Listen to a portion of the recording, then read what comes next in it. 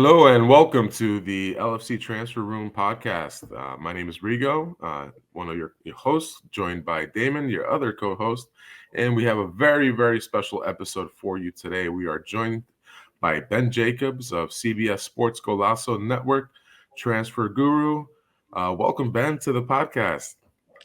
Great to be here. The amount of times that I get called guru, I think that is the go-to word to describe anybody that even touches a transfer. But it's good to be here, and I always enjoy your work. So it's a pleasure to come on and talk Liverpool during a period of both panic, uncertainty, and I suppose at the other extreme, excitement as well to see what transpires between now and the end of the season, and of course during the summer as well when the window opens.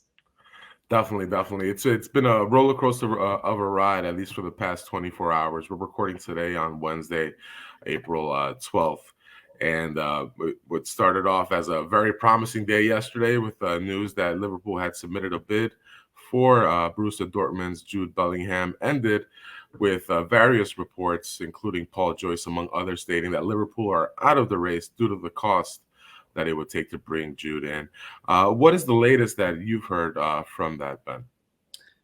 Well, I think the first thing to say is I'm not aware of any bid from Liverpool for Jude Bellingham. So within a transfer, sometimes when there's verbal discussions or things escalate to the point of determining a price or a possibility of signing a player, you do get a back and forth either directly or via intermediaries. And when there's a rejection, it can be denied by all sides. But I'm certainly not aware that Liverpool in the morning yesterday placed any kind of offer for Jude Bellingham. And we also have to look at this in practical terms, that when you're chasing after a player like Bellingham, and Liverpool have put in a ton of legwork into trying to make this deal viable, if they did place an offer and it was rejected and is now denied, which is one scenario speculatively that you could put out of there, it's highly unlikely that the club would go from doing that to immediately walking away. What's far more likely is that they've assessed Bellingham, they haven't made an offer, which is my understanding, and they've got other midfield targets. And then in realizing as the season progresses that Champions League football is now not at all guaranteed, they have to look at the finances of that. Do you want to invest all of your money into a drawn-out Jude Bellingham race, of which Liverpool were one of the front runners on the player side, but you've got to agree a deal with Borussia Dortmund, and then you're unlikely to get that for day one or close to day one of when the transfer window opens. So suddenly, with a lack of Champions League football, a high amount of your budget and above market value in your eyes is on Jude Bellingham, a phenomenal talent, but you're not guaranteed to get the player, and it's unlikely that it will be resolved early in the window.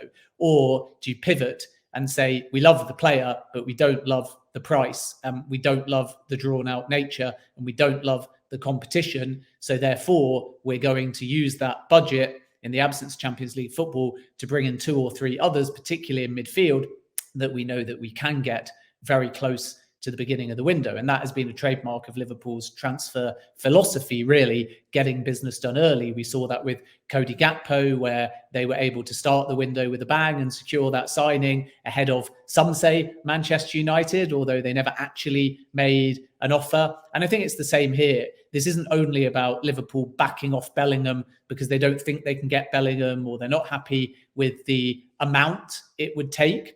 It's also, I think, about Liverpool looking at other targets and realizing that they've had concrete and positive movement to suggest that when that window opens, they can use the same Bellingham budget to bring in two or three others. So it's a mixture, really, of cooling on Bellingham, but also reallocating that Bellingham money. And if you'd have spoken to me a month or two ago, it looked more likely that Liverpool would have this run of form to get Champions League football. So, of course, the club then could still be saying, maybe we can find more money, or perhaps we can have our cake and eat it and go for Bellingham and still move in other directions. But now I think it's clear, as I said maybe 3 weeks ago, that Liverpool's budget is going to be affected if they don't make Champions League football. So they would rather get market value and multiple players in to have a revamp, particularly in midfield, as opposed to gambling on winning a race that might be possible on the player side for Bellingham, but could ultimately take time and cost a lot more money than Liverpool are prepared to pay. So I think the timeline yesterday is up for debate. I can only tell you what I know based on who I've spoken to. This notion of a bid being placed has been termed inaccurate by a variety of sources at the club side. But I've explained why sometimes bids are hidden away or denied or rejected, but it's not my understanding that a bid was placed. It's simply my understanding that Liverpool have gone from confident on the player side and being intent to push, but now have this realization of perhaps a lower budget in the absence of Champions League football, coupled with the fact that there's just no market value if you add up the Bellingham fee plus the agent fee plus the wages comparative to using that money on 2 or 3 players that are at market value and collectively, because there's more of them player-wise, could have more of an impact in Liverpool's revamp than only one player, even though Bellingham is an elite level world-class midfielder. Taking anything into account, Ben, over the last 2-3 years, how are the club going to roll this out then? This sort of, we ain't got the money for Bellingham. You know, we've got the money for 3-4 midfielders, but we can't play for Bellingham as well, because last year we said we were waiting for Bellingham. We knew we had to wait a year for Bellingham. We decided not to go against. We decided to go against the midfielder last year until after Miller came in desperately on the last day of the window, and then this season it's cost us Champions League football this season. It's as simple as that. It's cost us Champions League football not addressing those situations last year and the year before. So how can they say now, to the point where we can't afford Bellingham, knowing the price of Bellingham, by the way, everyone in the world football, every man and his dog knows the price of Jude Bellingham. So can they use that excuse, and how are they going to roll this out now into the fan base? Because I think the fan base are really frustrated about what's happened. Yeah, I think they are. And in essence, we're not saying can't afford Bellingham. We're saying don't see value in Jude Bellingham. And there's such a need to strengthen in other areas that you have to start thinking collectively. So it's very easy to only think Bellingham. And as you say, realize what the price was always likely to be. And then say, knowing that, why did they invest so much only to back out over a price that appeared reasonably obvious? But by the same token, when Liverpool first invested in this Bellingham race, it was almost a given, considering that they were a team challenging for a quadruple at the time, that they would have Champions League football heading into 2023-2024. So the surprise in all of this is the contrast between this time last year, where Liverpool were fighting on all fronts, versus now. And that decline and lack of Champions League football is significant in many ways, because it always will affect budgets, especially at a club like Liverpool, because at Manchester United, there's this kind of almost default automatic Champions League decrease, whereas Liverpool pay big wages and there aren't those same both incentives and decreases. So if you don't make Champions League football and it's so sudden when you've been near automatic in it, that affects the budgets. And that's not on a recruitment team. Unfortunately, that is on the players and the football staff at Liverpool. And it will have a knock-on effect into the window, whether Liverpool like it or not. So that's one element. And then the other element, as you say, is just by not moving to strengthen in midfield in particular, Liverpool now need a lot more. So that's where the collective element comes in. So had they managed to get in a few players at value, or there wasn't the same urgency, then suddenly you might say, we won't sign anyone except Bellingham. We'll put all of our money towards Bellingham. We might even overpay for Bellingham, because a transfer fee for a player like him is really an investment, not an expense, because of his age and profile and talent. He's not mid-20s or any older. So you get a lot out of him over time. So that all makes total sense. And I think that it's just a storm of things that have gone against Liverpool, the form, the need to revamp, it being clear that a lot of players that have been important for Liverpool in the past are either slightly past their peak or ultimately you'd keep, but they want to leave. Bobby Firmino is one example of that. So there's a lot to do. And naturally, fans will say, well, why is there a lot to do? Because Liverpool have always been very patient. They've always planned windows ahead. So why does it now feel like they haven't planned and they're scrambling and they're having to pick between option one or option two instead of being able to do both? And I think that's just part of every good football team eventually hits the end of an era We saw it with Manchester United under Sir Alex Ferguson, but I think that there's other examples, such as, for example, when maybe Arsene Wenger was at the back end of his tenure and everyone still associated that era with the Invincibles, and it was obvious that they were not good enough anymore to challenge for the Premier League. And this is the balance. When you've got players for the now, you don't just want to replace them because they hit a certain age. You want to stick with them.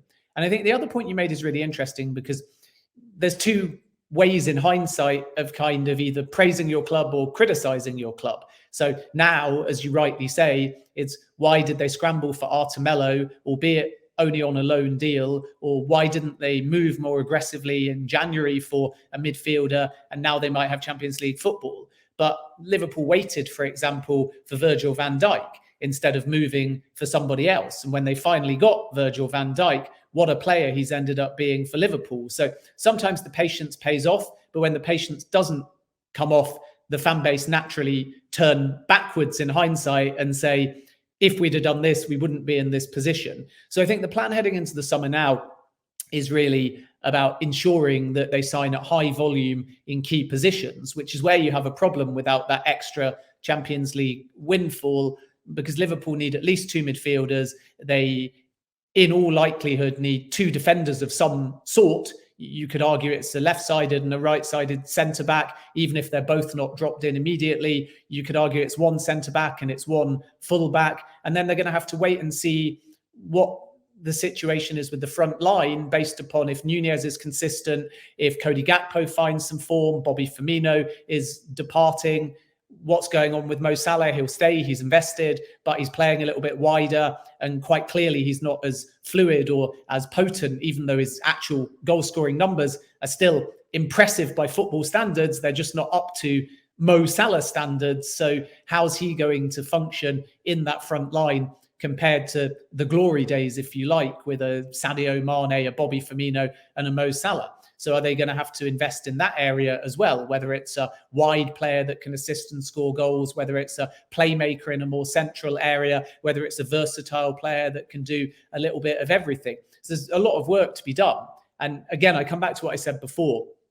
If you've got option one, which is we love Bellingham, but we're going to have to spend a massive amount of money on fee and on wages, and we still might not win, or we can start this revamp and we can bring in who we know we can get early, and it can be 2 or 3 or more, but then suddenly that collective spend means that Bellingham on top makes it a 300 million plus window, and you can't do that without Champions League football. That's where the problem lies. So I think it's fluid. I think that the Bellingham situation is open for a lot of clubs, and Dortmund don't have to sell either. Remember, he's contracted until 2025 with no release clause. So that makes a difference in all of this as well. But for now, I think Liverpool's plan, as it always has been, is to do business early and bring in a high volume of players to start the revamp, with a high likelihood of success of actually landing them, compared to gambling all of that budget on Bellingham and maybe still not winning that race. So what is the budget then, Ben? Do you know anything about the number in the budget? Because if you're saying gamble it all on one player, or the other option of spread it out, I think, a club like Liverpool should have a big budget anyway. The third highest revenue in the world, above Man United now in terms of revenue. And we make enough money through sponsorships. We've got some of the biggest sponsorship deals in the world. Globally, our TV revenue money coming in is just higher than most teams in the Premiership. So, regarding the transfer budget, what is the numbers that are being reported at the moment? Because if Bellingham's talking 130 million, that's without installments, by the way, and without add-ons. Is the budget 200 million less than that? Because I personally feel that Jude Bellingham can be brought in, plus others. I really do believe that. I think there's enough players out there at a good price that we need. So what is the budget? Do you know anything about that? Well, the budget's never entirely fixed. So when you, for example, say Liverpool bring in more TV money than most, of course they do by qualifying for European football. But if they don't have Champions League, then that number goes down significantly, which is why it affects the budget. And Liverpool also have to factor in the wage bill. as well. And that's another thing that is a cost that lingers. When you make the transfer, it depends on the terms, by the way, but usually you can amortize the fee, which means if they sign Bellingham on a 5-year contract and the upfront fee is, let's just say, 120 million, then they can divide that by 5 as far as the books are concerned. So the outlay isn't ultimately in one cycle or on 1 year. And then, of course, at the opposite extreme, if they sell somebody and there's no amortization left, then whatever fee they get for that player is pure profit on the books within that singular season or calendar year. Or you can actually a high volume of players. If you amortize them and if you sell smartly, you can offset your annual costs like for like with your incomings versus your outgoings, which is basically what Chelsea are trying to do. It's a simple way of explaining it. So I think that when we talk about budgets, we have to be clear here that Liverpool are the type of club that look for value. So they're not saying you've got 200 million to spend and it's fixed and you can do with it as you see fit. They're saying we move if the value is right, the profile is right, and therefore the transfer fee paid is going to be an investment, not an expense. So with Bellingham, it's about cooling off, not only because they realize that they need probably 4 or 5 over the course of the summer window, but also because they see 120 to 130 million or something in that region as reasonably extortionate when you consider that you've got to pay the agents' fees and the wages on top of that. Now, it's very easy to say that. And if Liverpool had Champions League and they desperately wanted Bellingham, we might find that, as we discussed before, they say, we always knew we'd have to pay above the odds, but we think it's fantastic value because it'll grow into that valuation over time. So there's always an element of PR. When you pull out of a race, it's extortionate value. If you're still in the race, then it's fantastic value because the player's got high potential. This is just, unfortunately, the reality of the situation. So it's very easy to swallow now in hindsight this, we never were going to move for Bellingham at this number, but if they were in the race for Bellingham, it would be, we chose him because we see the commercial value, we see the brand value, we see the business value, we see the football value, we see the longevity. But coming back to budgets, I think that Liverpool, to bring in 4 or 5, and with some outgoings, of course, as well, that will help, will need to spend something in the region of 200 million. I don't think it's going to be a 300 million pound window. And I think that without Champions League football, even 200 million can be a stretch, because if we look historically at the clubs that have missed out on Champions League football, how much have they spent? Whether it's a Liverpool type club or Manchester United when they haven't made Champions League football. Chelsea next season will be one to watch because we know that their owners have spent big so far. I can't think of many examples. Manchester United is probably the only one where at times they've been given a massive amount of money to spend even when the team isn't succeeding. But we know that Liverpool are a little bit more prudent. So therefore, we have to be careful with budget because Liverpool are looking for names and value. So if I said to you, for example, Evan Ndicka's available, he's a world-class free transfer central defender. Yuri Tielemans, maybe not as popular, but I'm only using him as an example because he's a free transfer, available from Leicester. A player like James Maddison, if Leicester go down, will be available at a cut price. A lot of clubs, particularly Arsenal and Chelsea, are looking at Declan Rice. If West Ham are relegated, he'll be available a little bit cheaper. Matheus Nunes, who's kind of always been there on Liverpool's radar, maybe not top of the list at the moment, but again, if Wolves go down, he'll be available. Mason Mount, contract dwindling down. Liverpool are pushing on that one. Very concrete interest. He'll be available at a bargain price because of the contract situation as well. So people get fixed on budget because they almost think 200 million is good, 300 million is amazing. But for Liverpool, it's really about names and value. And if they could bring in a couple of free transfers that they exploit due to the contract situation, if they can get a few players like a Mount or a Nunes that ultimately are good value because they know the contracts are dwindling down or the team has got relegated, then suddenly you've strengthened your squad and you've not had to spend that type of money. So if you only look at the number and try and spend the number, you're being quite reckless. If you look at the value in the market and who's right for your team, regardless of what the price is, then you're actually able to build a window that benefits the club and maybe stay well within whatever the maximum budget is based on either what FSG are prepared to spend or financial fair play considerations. So I think that these are all factors. And then talking about a few other names, somebody like Alexis McAllister or Moises Caicedo, who Liverpool have always had a historical interest in, even before he joined Brighton, they're the ones where, again, a little bit like Bellingham, but not to the same extreme, it's harder because unlike Mount and unlike Tielemans and unlike Nunez, should Wolves go down, they're two names that have just signed new contracts. McAllister just before the World Cup, Caicedo after the January window shut. So Brighton are going to turn around and say, if you want Caicedo, then Arsenal already offered us 70 million and he just signed a new deal. And by the way, Enzo Fernandez was a British record for a midfielder at 107 million. So you want Caicedo, there's no way you're getting him anything cheaper than what Arsenal were prepared to pay in January. And with Alexis McAllister, a very similar story, new contract, form player. So these are the ones where Liverpool sometimes invest and try and push, but ultimately sometimes the value and the numbers don't add up because they're dealing with an aggressive kind of suitor that is just too tough to negotiate with. And this, I think, is why Liverpool have got so many midfield options, because some are viable, some are market value, some are impossible within whatever budget they want to spend, and some are very doable. So don't be surprised if Liverpool bring in a high volume and stay well below that 150 or 200 million, simply because this is how the recruitment team have always operated. So does it make it a little bit more difficult as far as planning what summer moves, or even how valid some of the news coming out with us, our sporting directors planning on leaving in June? We don't have a successor in place. Ownership is also in flux. We went from being on the market to sell to looking for investment. GIC out of Singapore has been mentioned as a possible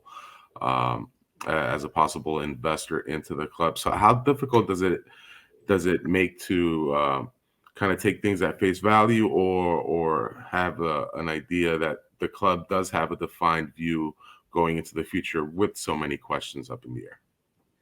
Well, I think with the investment, FSG never promised a full sale, and it's still likely that some form of investment will come into the club at some point. This is one of those where the fan base got caught up with this Qatar interest and full sale. And as I've reported many times, there was never really anything concrete to that. So it's very easy from the outside in to kind of see the club as quite unstable. And obviously on the football side, things haven't gone according to plan.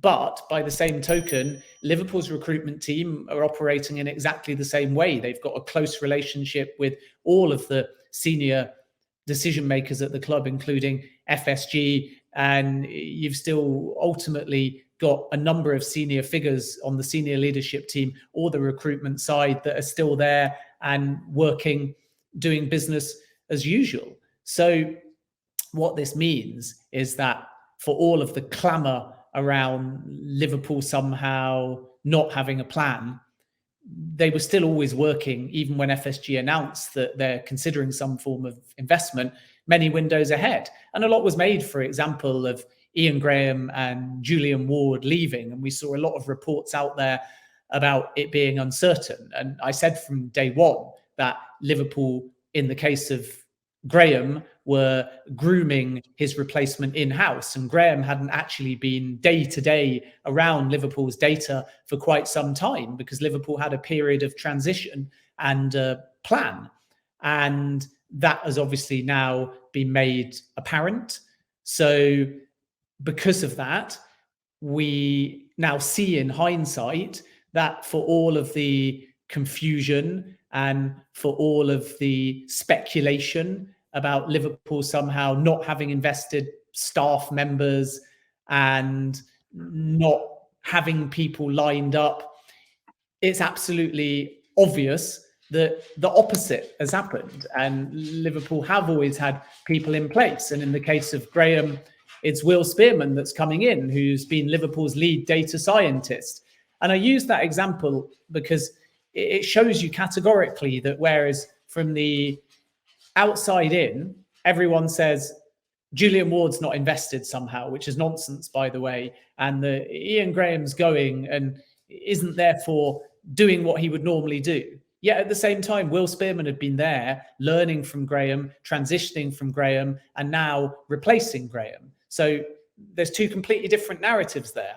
The first one is an angry fan base, not sure what's going on, and media reports suggesting that Liverpool don't know what they're doing. And then the reality is that Liverpool are communicating and keeping their system and employing in-house because everyone in-house knows the system. And then Will Spearman comes in on the data side. And I'm absolutely positive that it will be the same with Julian Ward, in the sense that Liverpool will have a plan, Liverpool will have a name, and Liverpool will have a transition to allow them to still do business as usual. So unfortunately, what's happened this season is that the football has drawn, rightly so, a lot of attention because fans are disappointed. They feel like it's a revamp that is the only way of sort of saving Liverpool and restoring them to the type of team that can challenge for the quadruple.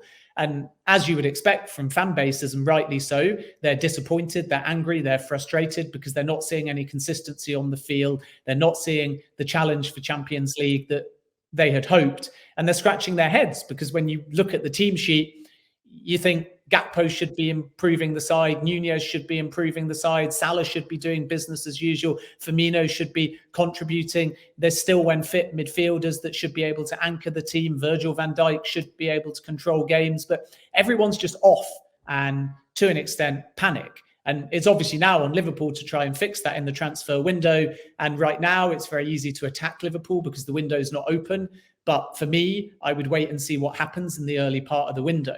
And I think that when you asked about the plan, my feeling is that Liverpool have not only walked away, for example, from Jude Bellingham because of the price or the circumstances or the competition, they've also walked away because they have that plan.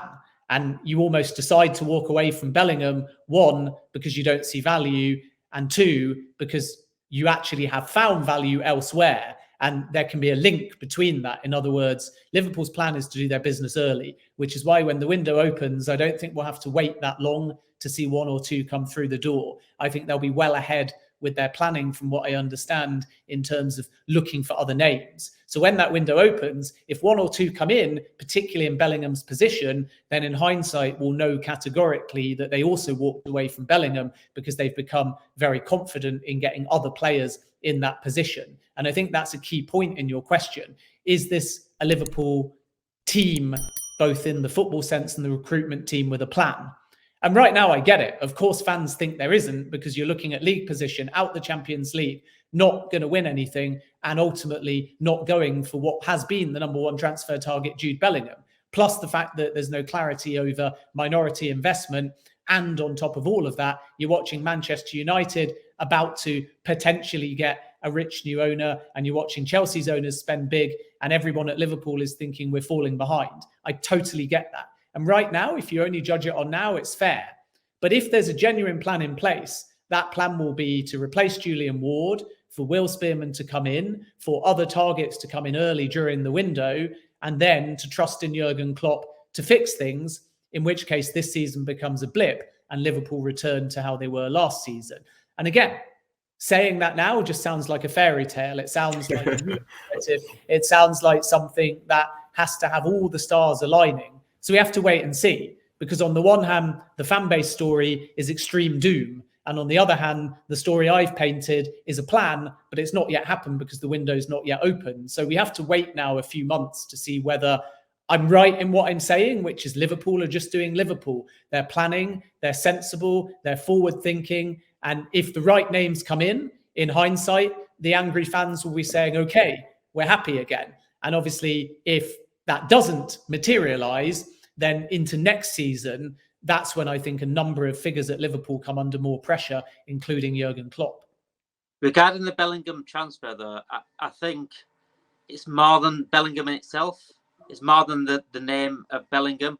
I think it's the whole situation of last year where we was told that we're waiting for the right player. It's always the right player. And you mentioned Matheus Nunes earlier as well, saying like we're waiting for him this season and he could be up there in terms of the names we're looking for. We could have got him last season. cheaper. And if it was planned right and there were the right correct things in place, we could have got Nunes last season for, what did he go, 35 million to Wolves? So, and he's going to be, 50 million this time. We could have got Nunes last season, helped this season out, and then still got Bellingham this season. So, as a fan base, how can we trust that plan now when plans over the last 2, 3, 4 seasons have not been sensible? As you use the word sensible, they're not being sensible at all, because there's been no future planning. It just seems to be, we bought Nunes. We clearly wanted a midfielder at the start of the window because we went for Tchouaméni. That deal wasn't going to happen because he went to Real Madrid. So we can't physically wait for that anymore. We can't wait for that right player because he's gone to Real Madrid. And then the other name that was pushed out then was Bellingham. We're going to wait a year for Bellingham because he's the right player. And everyone kept saying, this is how Liverpool do the business. They did it with Van Dijk, did it this. It worked with Van Dijk because we was on the up. But when you're at the top, you need to start changing plans. And we could still go for Bellingham this year, but the fact that we completely ignored every other midfielder in the world last season, despite needing a midfield. And I say needing quite exaggerated because you've seen it now while we're playing on the pitch, how badly we need midfield. The defence is lacking because of it. The strike force is lacking because of it. And we're willing to wait for this right player. But then when we get round to the situation of getting to the right player, we can't afford him. How can we as fans trust this plan now when the plans haven't been proven to be perfect in the last 2, 3, 4 years? Yeah, again, it's not can't afford, it's not seeing value. So we shouldn't paint this as saying Liverpool don't have 120 million to spend. We should paint this as saying the urgency of the revamp is to allocate that money on multiple players, not a singular player. And obviously, if Liverpool sign 5 and Bellingham's one of them, and then you get a best case scenario where you want a player like Josko Gvardiol or even Moises Caicedo, both of them are going to be lower end 65 million for Caicedo, highest end 85 million for Caicedo. And obviously, because of the new contract, it's been complicated. And with Josko Gvardiol, that type of player is at least 80 to 85 million, especially after a good World Cup. So I suppose my point is just, even if Liverpool had the biggest budgets in the world in their heads, the kind of players that they've been looking at collectively is a massive spend, probably in excess in a best case scenario of over 300 million. So this isn't about Liverpool not having money. It's about a lack of Champions League, reducing the budget. But even with what they're working with, which I would still expect to be relatively healthy based upon previous windows, the Bellingham amount is so much that it would be at the expense for any club, in my opinion, of other players. So it's the same, in my opinion, for Manchester City, for Manchester United, for Real Madrid, for PSG. You sign Bellingham, how are you then going to get whoever else they want? Everyone always talks about Real Madrid being linked with everybody under the sun. But if they get one of these names, let's just call it Bellingham, then can they afford Kylian Mbappe? I would say no. So Liverpool are not in an atypical position here. And I think that perhaps when they were focusing on Bellingham originally and way back, they didn't foresee that they would need so many at this point. And that is the disappointment, I'm sure, of the fan base. And that's why, from your perspective, you're saying there's no planning. How did they not see this coming? But by the same token, Liverpool were challenging for the quadruple this time last year. So were the fan base as worried about a major revamp at that point? I for one was personally, Ben. I called it after the Champions League final. Said we need to keep on FSG's head because we still need. I think that quadruple last year, incredible feat, and the players put every little ounce of breath in their last, that they had left. But there was clear issues in midfield last season. There were clear issues midfield 2 years ago. The fact that we've only brought Thiago in the last 5 years shows you that the plan isn't there. I can't trust the plan anymore. Me personally, I don't know about Rigo, but I can't trust the plan anymore because, yes, we got a quadruple run, but we failed to score in it. In all 3 finals we were in, there were the game that we did drop in the league, we sort of, it was down to midfield, and we played a midfield of Martin, Milner and Keita against Tottenham one game, and we should have won that game. But the midfield, again, we shouldn't be having that midfield. We've got injury-prone players midfield. We've got Keita. We've got Enson's getting old. Milner's getting old. Thiago's injury-prone. The signs were there. The signs were there last season. The signs were there 2 years ago. So when you're saying trust the plan, I saw in my own eyes that this was happening 2 years ago. So for a football club and professionals in their game not be able to see this, then I can't trust that plan anymore. That's me personally. I don't know about Rigo. Yeah, it's very hard to have a lot of confidence just because I felt we've been left short in pick a position in various other transfer windows where we've kind of just hoped for the best that Klopp will get these guys to play, or that these players will last the entirety of the season. And we've proven wrong in a couple of seasons ago with the center backs all going down. We didn't reinforce as needed in January and had to have Alisson score a match-winning goal in order to guarantee a top 4 finish to the Champions League. And then this year, where we didn't get our number 1 target in Tchouaméni and didn't really feel the need or the urgency to shift over to Plan B and reinforce, even if it's not that big name of Tchouaméni, you still could have reinforced in another way. Just because history being apparent that you can't rely on these players. Yeah. Yeah, I think that people sort of talk about trusting the plan, and that's not really for a journalist to kind of say, because it would be the club to explain to the fan base what their philosophy is. When I talk about having trust in Liverpool, I speak not out of any PR on behalf of the club. That's not what a journalist does. I can see it from both sides, and I think I've reflected that, and I try and be very fair with what we see in the present, what we see in the future, how the actual club operate strategically in the past, which is an indication of what they're going to do in the future, and then obviously who they bring in. And I suppose all I'm saying is that if they've walked away from Bellingham, we still have to give them time and wait and see what happens in the first few weeks of the window. Because if everyone just throws their toys out the pram now, absolutely. Because look at the football club this season compared to last season. But if you do make that point now, you risk in a couple of months being pleasantly surprised, which is obviously a good thing from a fan perspective. And I see this all the time, really, with fan bases who at one point don't think there's a plan and then have to eat humble pie. And Arsenal's another good example. You think of the pressure that Mikel Arteta was under. You think of how frustrated, not in the last January window, but the one before, the Arsenal fan base were when they were chasing after a player like Dusan Vlahovic. They didn't get him. He went to Juventus. There was massive meltdown. There's no plan. Arteta out, Edu out. And now Arsenal are obviously flying and have made some incredibly smart recruitment. You look at Mudryk and Arsenal investing everything in him, but he went to Chelsea. Again, there was meltdown. Instead, they brought in Leandro Trossard. That looks like a really inspired signing. So I'm not saying anything other than if Liverpool are planning, which I believe they've done historically, and I've got great respect for people like Barry Hunter, Chief Scout, who's one of the best in the business, and also Billy Hogan, who are still heavily involved in the day-to-day running and the football side from a recruitment perspective and a data perspective. If they're doing their job, then their counterpoint, and this is really all I'm saying, their counterpoint to right now is wait and see what happens in the window.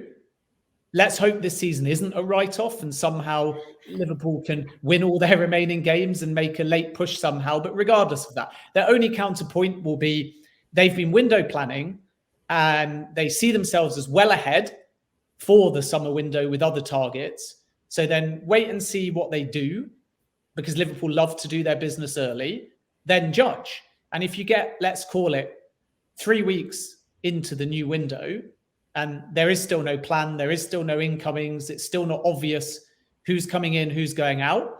At that point, the fan base would be entitled to say, well, what are we going to do? How much are we going to spend? Where's the urgency? Where's the movement? Where's the freshness? What about some of these old names? But right now, they could have all the signings up their sleeve. They could have all the plans up their sleeve. They can't tell you and they can't show you because they can't announce it at this point because the window's not open. So I know that's really frustrating, because if somebody says, wait and see, you think, why should I wait and see? I want to vent. I'm angry. I'm annoyed about it. And it's not for me personally to say patience and wait and see because I'm a journalist, but I'm just saying from my experience of covering windows, I often find talking to clubs, they know a lot more than they can say. They're planned a lot more than they can say. They're often on the point of having things that they can't announce. And then, of course, when the window opens, you go, oh, now we know what the actual plan was. And that's why I think that it's more prudent to see if Liverpool have these other names and these replacements. And if I said to you, Damon, and I'm just going to give you 3 names for the sake of it rather than specifics, Liverpool are not going to get Bellingham, but by 3 weeks into the window, they will bring you Alexis, McAllister, Evan and Dicker, and let's just say, for the sake of it, Mason Mount. And they would do that within 2 weeks of the window opening. At that point, would your opinion change? I agree with the amount of people, but I've always been Bellingham plus more. And I think a club like Liverpool, one of the biggest clubs in the world, and the revenue we make, we can afford that. And then you say we can't afford it, but we're looking for value. I think there is value in Bellingham over someone like Mount, for example. It might be a little bit more, but it's value. You've got a 19-year-old coming in there. Mount has sort of dropped off. Bellingham's still starting. He's sort of got Gerrard potential. As mad as it sounds, he has got Gerrard potential, and that's so. When you say value, sometimes you do get some good value in a bargain bin, but we shouldn't have to be shopping in the bargain bin all the time. If that makes sense, sometimes you've got to go out there and get the quality product, and the quality product for me is Bellingham, and it shouldn't be an ultimatum of Bellingham or 3 more or 3 others. It should be Bellingham plus 2 others, if that makes sense, for a club like Liverpool, and that's what's frustrating, especially when last season we got told we're waiting for Bellingham. Last season, we didn't bother bringing a midfielder in. And again, it comes down to plan again. We planned to bring in a midfielder last summer because Chouameni was the number 1 target. Then Bellingham was the number 2 target. But all of a sudden, there were no more midfielders in the market to buy. So how can we believe that there's midfielders this season to buy when there were none last season for us to buy? Well, do you think there was midfielders last season we just chose not to because... Is it financial restriction? Is it financial restraints of Klopp?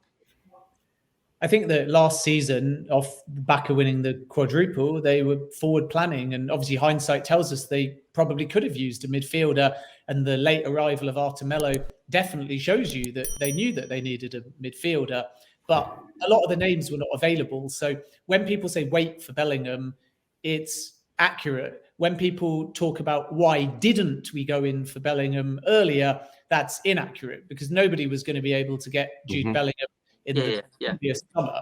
So if you want Bellingham, by default, you have to wait until at the earliest this summer. We have to wait and see because remember, there's no release clause. Dortmund could just say, sorry, we're going to force the player to sell. I think it's the least likely scenario, but you just never know.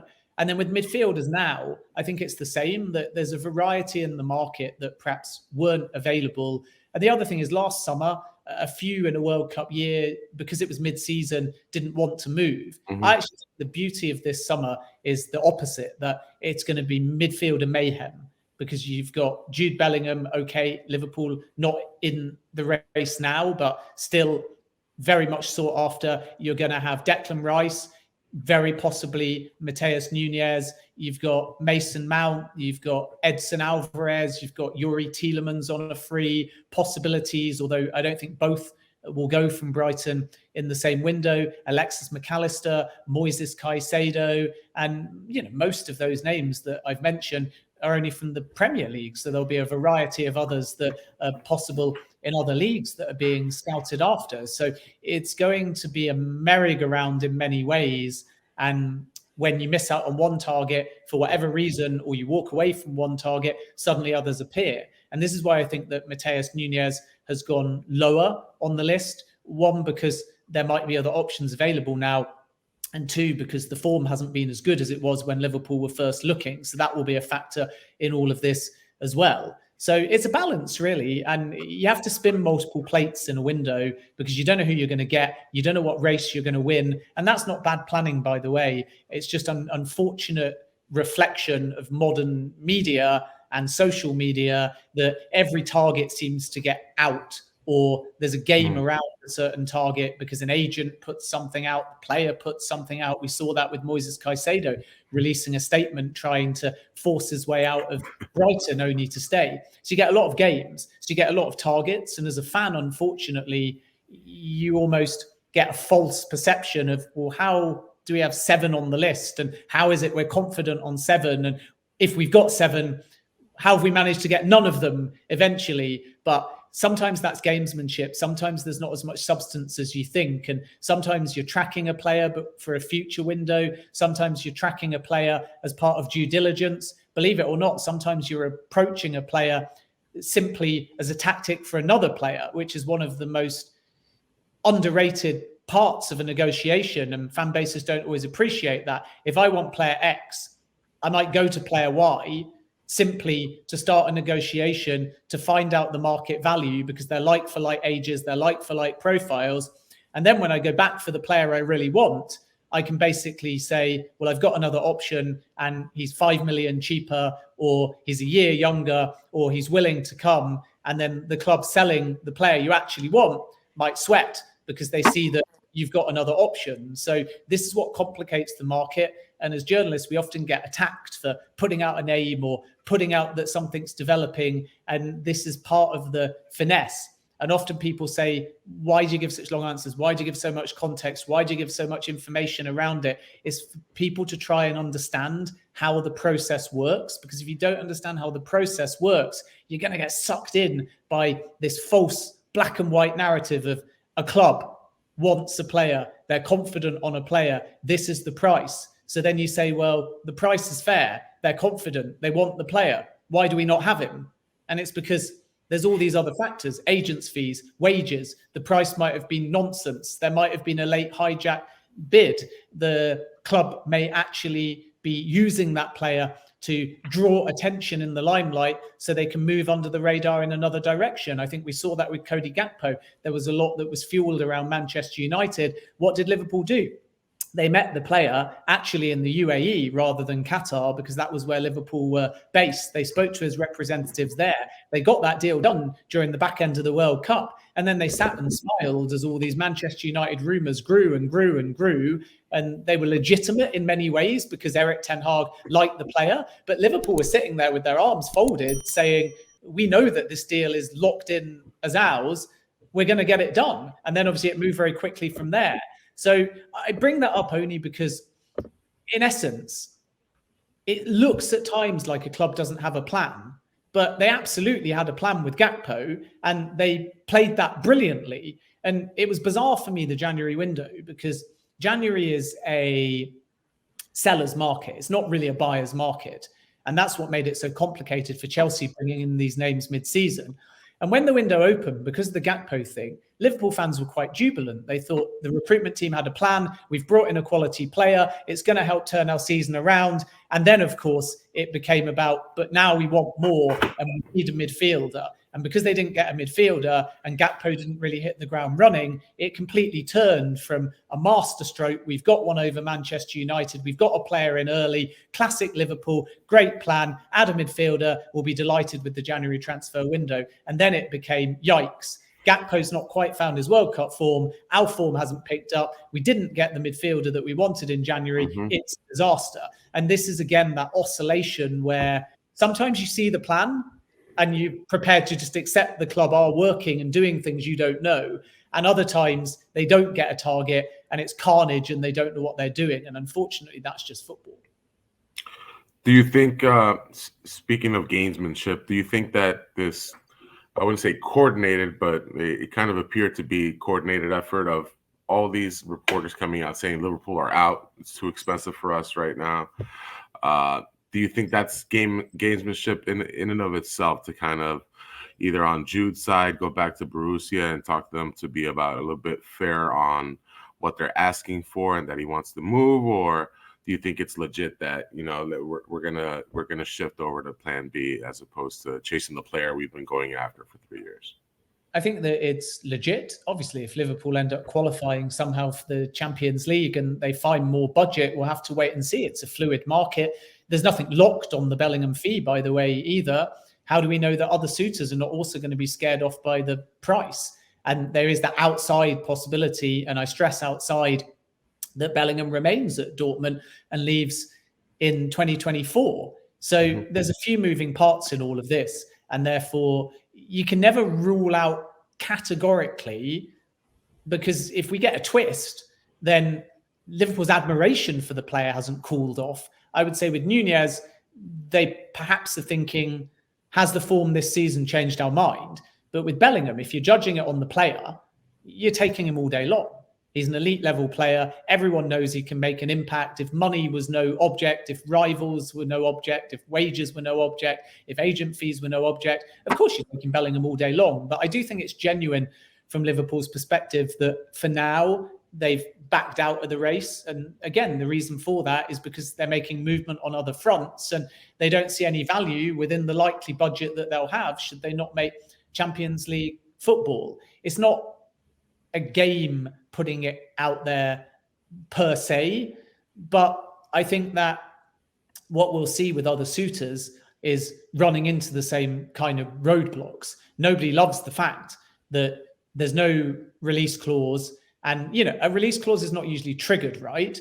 But by being there, it sets valuation either A, well above market value, Enzo Fernandez is your best example, or B, above market value or at market value, whereby the club are almost putting the player out there at a number they'd be prepared to sell for. And we saw that with Christopher Nkunku when he signed a new deal at Leipzig and the release clause was a little bit more modest. Kim is another good example, a possibility for Liverpool at Napoli if he doesn't sign new terms, which is one thing that could happen. He's only been there a season. But that release clause, which is valid for 15 days of the summer window, is about 42 million if we convert it into pounds. And again, that is not sky high given his form. So when you have that number there, it doesn't mean that you would trigger it, but it's used as a starting point for negotiations to come to terms. With Bellingham, there's no number. So Dortmund can quote 500 million if they want. And in essence, if they choose to force Bellingham to stay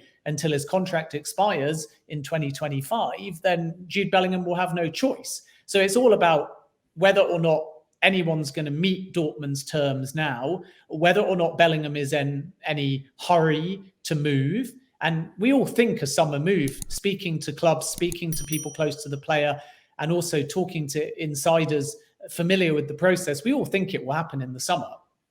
But ultimately, the price is going to be high because you've got the perfect scenario for Dortmund. You've got a star player, you've got a high volume of suitors, and in addition to that, you've got time left on the contract and no number to use as a yardstick within the current deal.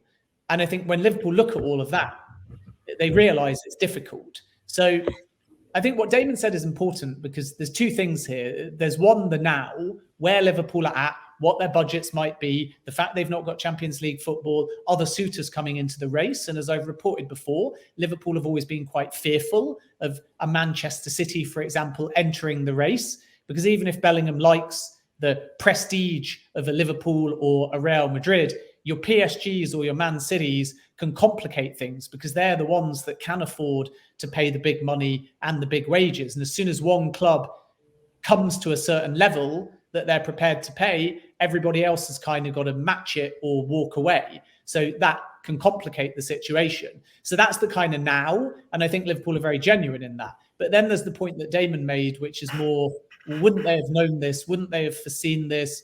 They will have been aware what they will have had to pay Bellingham. They've done the legwork. They've got the player buy-in. They've developed the relationship with his father and agent Mark. So when you've lined all of that up, if the expected end of that process is now we've got to talk to Dortmund and, oh, we're not happy with the number, then how did they not foresee that scenario and never enter the race in the first place? And I think that the only logical answer to that is that Liverpool starting the race for Jude Bellingham were either hopeful of getting full player buy-in to give them stronger leverage, and thus the other suitors might back off, or they were hopeful of getting it for a slightly lower number because there were less suitors in the race, or they just didn't care because they thought, we'll have Champions League football. We've just come from challenging for the quadruple, so our budgets will be bigger, and therefore it will be, as Damon said, Bellingham plus others. And I think that it's fair to cut them some slack when things change. I don't think anyone at Liverpool thought they'd be in this position right now, but I can understand why the fan base look at the narrative and don't think it makes sense to go from confidence, legwork, high priority, targeting the player, and then suddenly thinking, okay, we're now in a position where we can maybe consider an offer, but we don't like what the price quote is, so goodbye, we're moving on. And when you tell it like that, of course, it does sound a little bit odd, but hopefully I've explained how and why things change. Definitely shed some light on how fluid some of these negotiations and transfer window planning can be. I think just last year we can point to the fact that yes, Tchouaméni was our number one target, but Mbappe didn't make his predicted move to Real Madrid, so they had that budget.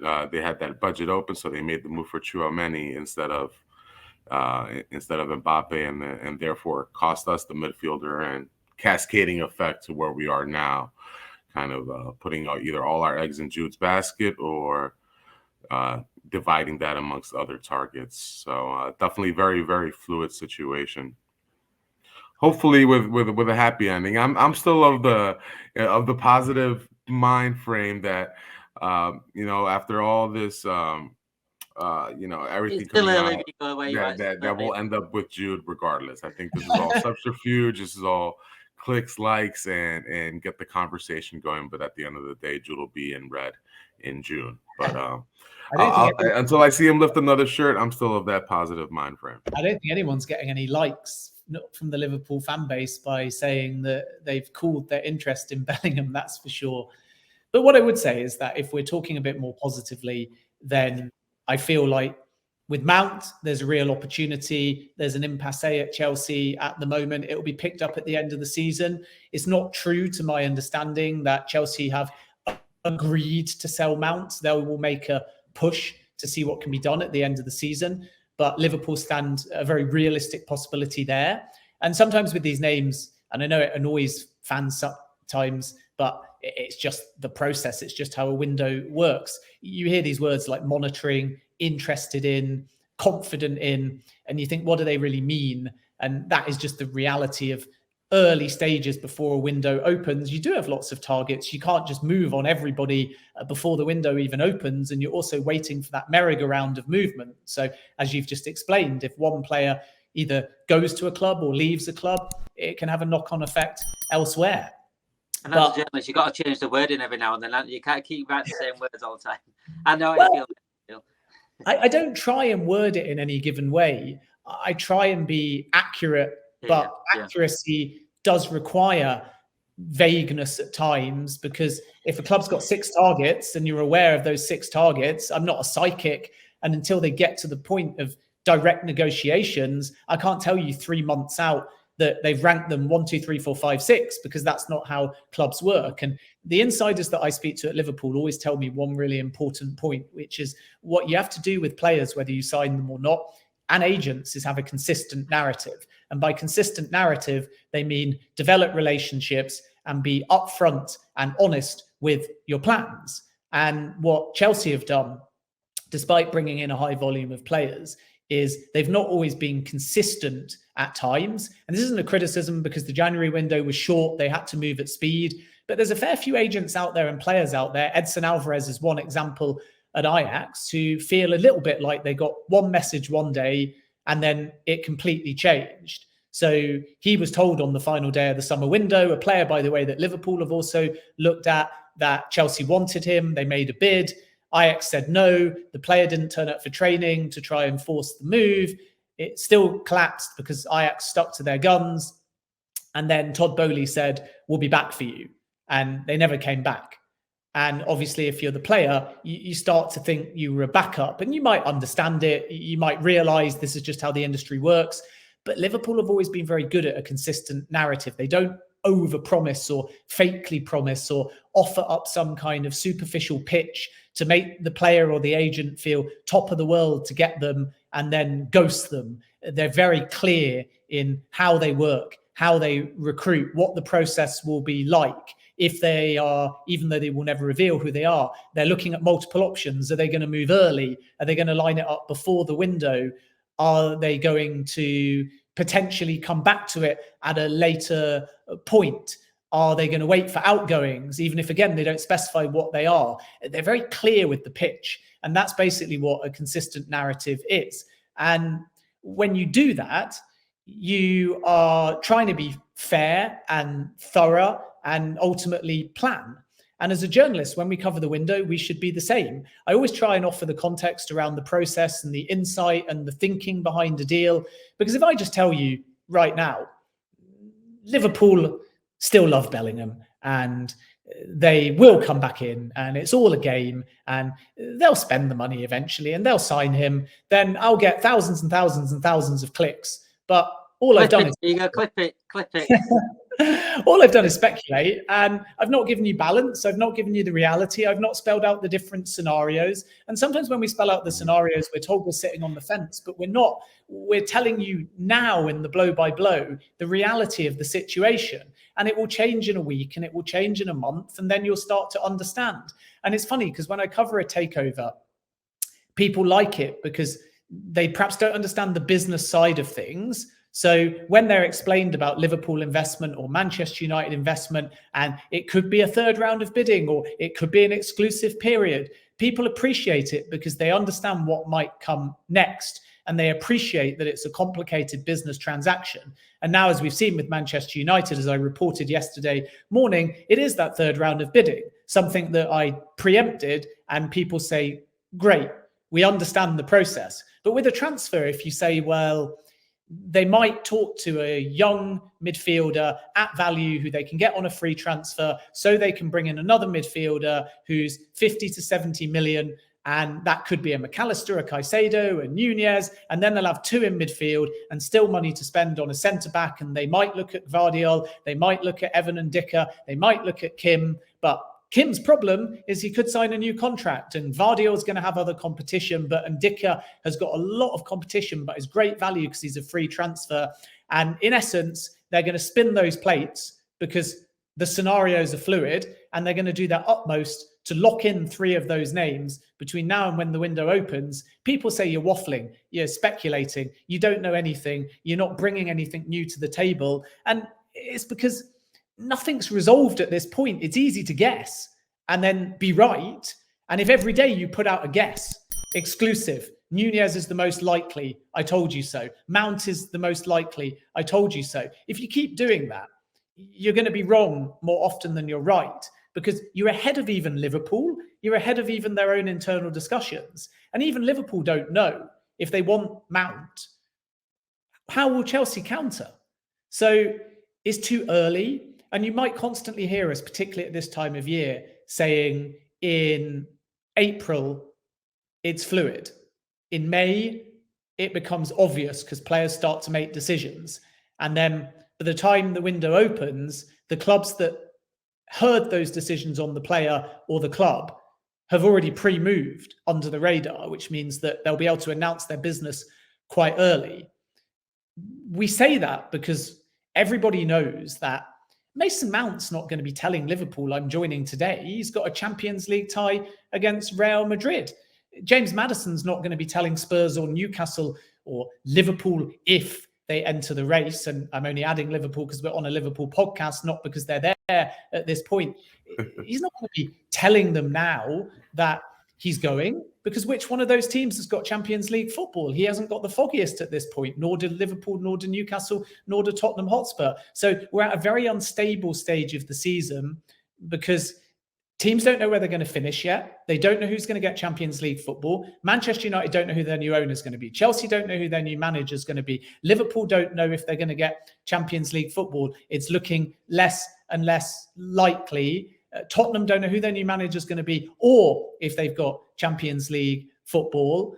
Arsenal or Manchester City don't know yet which one is going to win the Premier League. And then anyone below with players that might go, particularly Brighton with McAllister and Caicedo and Rob Sanchez, or Brentford with Ivan Toney and with David Raya. They haven't got the foggiest yet if they are or are not going to make European football. And again, all of these things impact what they can pay the player, bonuses, whether the player wants to stay, and also the kind of price that you can get the player for. And it's the other end of the table with relegation and cut price deals. So when I sort of put it like that, people will say, well, okay, we've learned nothing new. It's all nonsense. We know nothing at this point. And the honest truth is it's not us that knows nothing. It's your club at this point that doesn't yet definitively know, because they have to spin these multiple plates. And I think we sometimes get attacked for that as journalists. But the other extreme is to tell you something more definitive and then be wrong because we're guessing and we're further ahead of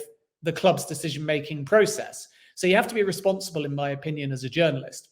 So what I can sort of say at this point is Mount is not just speculation. Mount is not just interest. Mount is not just monitoring. Mount is Liverpool moving, but will also be contingent on how Chelsea move. Nunez has cooled, for sure.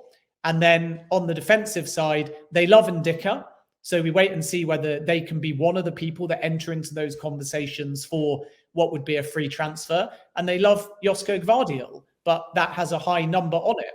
And it'll be really interesting to see whether they put that, let's just call it to be glib, Bellingham budget into midfield, or whether actually they can get some lower value targets in midfield. And again, I'm only using Tielemans as an example. I don't want to fuel Tielemans to Liverpool. I think that he will go to a top club, but I'm only using him to stress because he's a central midfielder that's a free transfer. And if you found a player like that ticked a box, and you found a player like Ndicka that ticked a box, who both are free, then suddenly you can enter the race for Josko Gvardiol and two others and still stay within that 120 to 200 million bracket. So it's very fluid. And I think the key thing I want to emphasize again is when you need this kind of revamp, and Chelsea have found it as well, one singular signing is contingent on other signings, because you have to think about dynamic, chemistry, dressing room, and finances collectively. Whereas I think fans just pick the name they like, pick the value they like, and then wonder why that player at that value hasn't arrived. I think as a fan base, I've been a fan and a journalist. I've seen it from both sides. So it's hard to, as a fan, sometimes it's hard to take away that sort of connection between journalists and clubs and knowing what they're reporting, because at the end of the day, it's a report, and it's all journalists are doing is relaying what the clubs are telling them. You know, it's nothing to do with journalists. The journalists aren't making stuff up, unless some journalists might make stuff up out there. But as a football journalist, I know you don't. Then so you just put out there what has been relayed to you for your sources and things like that. So yeah, but it's not told in the club. Yeah, I mean, it goes to all sides. Yeah, it's not on the journalist's fault at all. It's the journalist has just been relayed what he's been told or what they are being told. So, and it's never sort of official either. It's, you know, if you say monitoring play, it doesn't mean that you're officially going for him and that's it. That signing's going to happen. It all changes over the time course. But I think transfers are an anomaly because you have to go everywhere, because if you don't, you may only be getting one side of the story. So sometimes it can be told to you and you know categorically it's true. Sometimes it can be told to you and there may be another side to it. And you might have to go to the selling club or the player side or the agent side. Sometimes an agent wants speculation out there because it's leverage, and then you have to take that with a pinch of salt, because you're well aware that somebody has been linked with Liverpool, but it's all come from the agent side. And many a time, Liverpool have got irritated by that. One example, for example, is credible sources were saying regularly that Liverpool had bid for Caicedo in January, and also Liverpool were in for Christian Pulisic. And my understanding going to people at Liverpool was that they were categorical, that they were irritated with the Pulisic links, and it was all driven by an agent. And Pulisic's agent is quite happy at times on record to speak. So Liverpool felt like it was being driven by the Pulisic side. Obviously, we would never reveal a source unless it's on record. But the feeling from Liverpool was that it had all come from somewhere within the Pulisic or Chelsea camp, and they were not happy with it. So that's a scenario where, you know, you could just go with one side, but then you become a clickbait source that is fueling a move because somebody in the industry is telling you one thing. But I would then go to Liverpool, and if Liverpool said it's nonsense, I would have to make a calculated report that either says Liverpool deny it, or I might not touch it because I can't get any clarity because I feel like both sides might be giving me differing information. Whereas with Caicedo, the reports were out there that Liverpool had bid. And again, I respect any other person in the industry that reports anything. I hate it when we have to shout down somebody else's story. But in that instance, I went to somebody at Liverpool. I went to someone close to Caicedo. I went to somebody at Brighton and Hove Albion. And through a mixture of sources, some that wanted Caicedo to get a move, some that didn't want Caicedo to get a move, and some specifically at Liverpool, and then, of course, other clubs as well, I got the full picture. So then I knew in my reporting that I was confident that they hadn't bid, which is why I run that story. So I think sometimes on social media in particular, and it's harder when you're a broadcaster, by the way, because when you're a writer, you just put it down there in black and white. But when you're a broadcaster, I'm doing live things, and some of my things are in America, so you might not hear them. And then you might get a tiny line from it on social media, and then you get told you said something, and you think, well, that's not what I said, but it gets blown up out of proportion, and then you get for it, challenged for it, and you're sort of thinking, well, first of all, it's not what I said. And second of all, you haven't heard the full context here. So being a broadcaster is good because you can be live and immediate, and then it's gone, and then you give your next update. Whereas if you write it, it's there in black and white, and anyone can read it at any time, even if the situation moves. But the disadvantage is that not everyone listens to the full broadcast, so you get taken out of context. And I think that journalists are not there to be fed stuff. We're not there as a mouthpiece for the club. We're not there to only listen to one side, or we shouldn't be, in my opinion. So if the perception is when someone speaks, it's de facto on behalf of the club, and therefore we're mouthpieces. I'm not saying that that can't happen. And obviously, if the information is accurate consistently, then it doesn't really matter. Where it matters is if the information is PR and is inaccurate and is just being churned out there on behalf of the club and is consistently proven to not be the case. And I'm not specifically talking about Liverpool here, but my philosophy, and I think most of my colleagues, is we're not on any obligation to put anything out there. We're certainly never being paid by anybody, as is sometimes alleged on social media. Is out there. I'd be retired if that was the case, that's for sure. So it is really important that we're our own people, we're our own brains, we're our own voices, we're our own outlets. So if someone calls me up tomorrow, even if they're the owner of a football club, and says X, and I think X is nonsense, I'm not just going to publish it. I'm going to go to the other side. I'm going to go to the player side. And if everything stands up, I'm going to use it. But if I get a bunch of conflicting information. So last day of the window, Hakim Ziyech, off he goes to PSG. It's a loan deal. There's only minutes left of the window.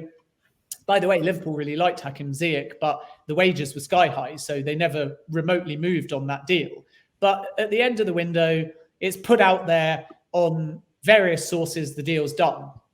And yet I'm being told by PSG that it's not done. And I'm thinking, hang on a minute. And about 11:05 at night, I break an exclusive that says Hakim Ziyech is stuck in PSG's offices. The paperwork's been filed late. PSG are furious. The move's in danger of collapsing. And even the appeal is not that likely.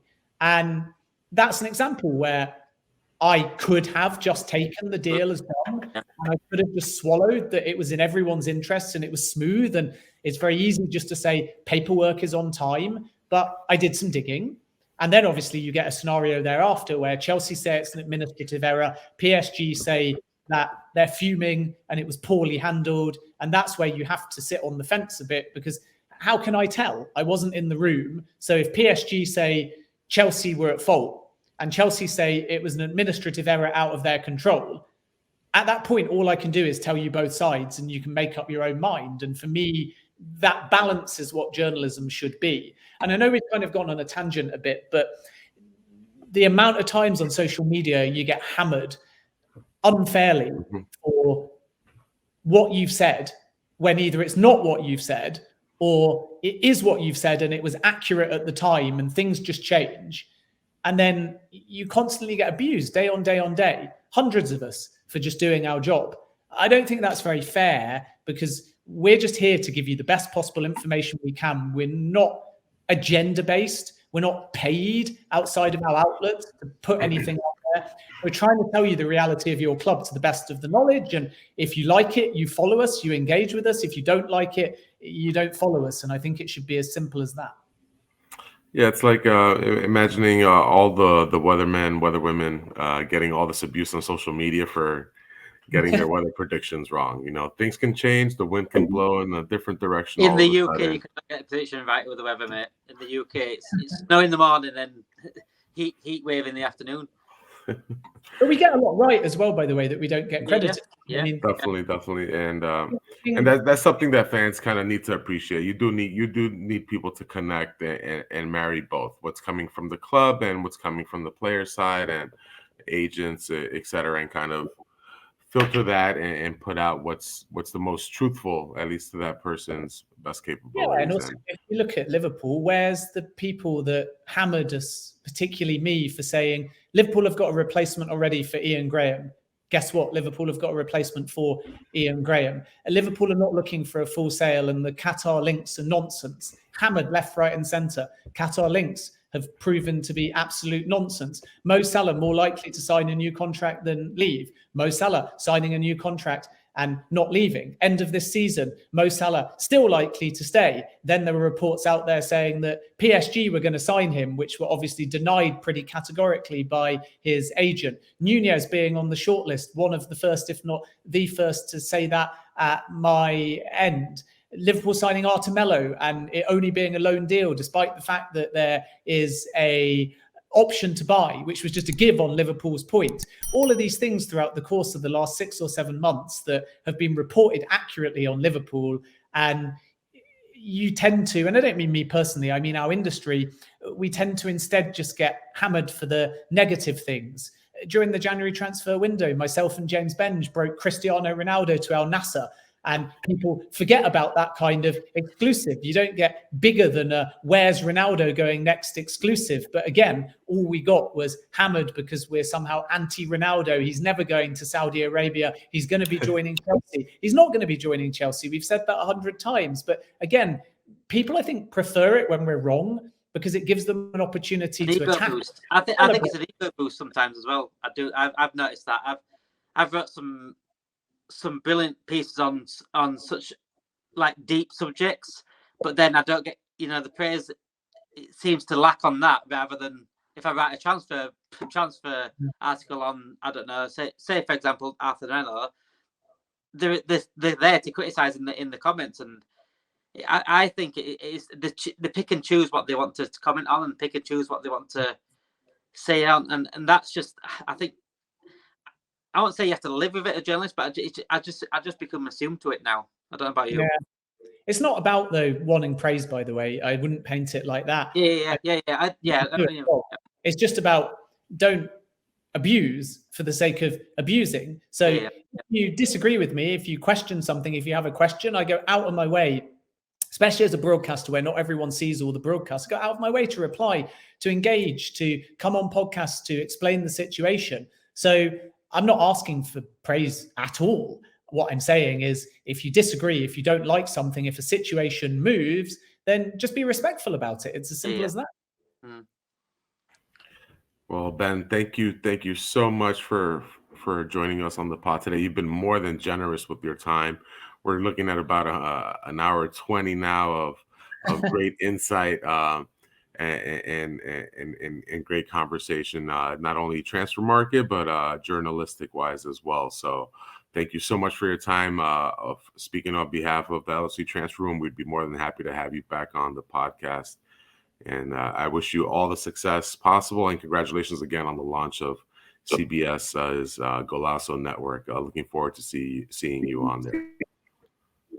Yeah, pleasure coming on. Good luck to Liverpool for the rest of the season. A big game in particular from my perspective, 15th of May against my team, Leicester.